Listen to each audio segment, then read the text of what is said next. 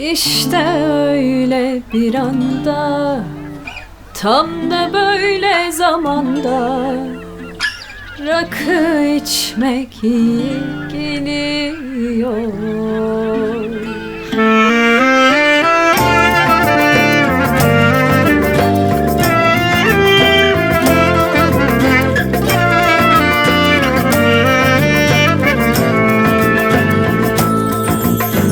Geçiyor yaralar damlalardan sonra, kalmıyor kabuğu, düşüyor zamanla. Sonra bir gün gerçekten atlattığını sanarken, yaradan kalan izler seni soruyor. İşte öyle bir anda, tam da böyle zamanda rakı içmek iyi geliyor.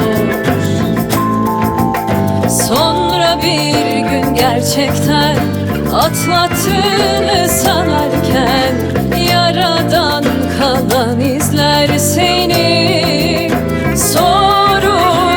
İşte öyle bir anda, tam da böyle zamanda rakı içmek iyi geliyor.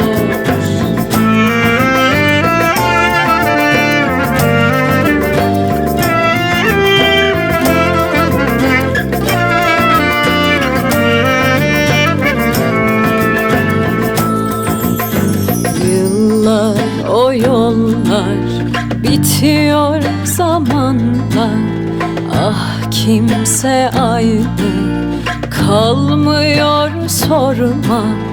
Geçiyor yaralar damlalardan sonra, kalmıyor kabuğu, düşüyor zamanla.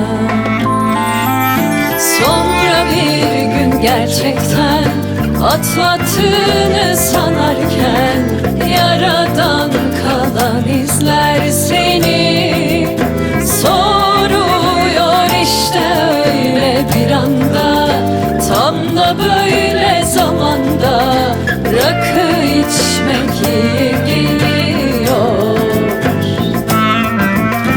Sonra bir gün gerçekten atlattığını sanarken, yaradan kalan izler seni soruyor. İşte öyle bir anda, tam da böyle zamanda rakı içmek iyi geliyor. Rakı içmek iyi geliyor.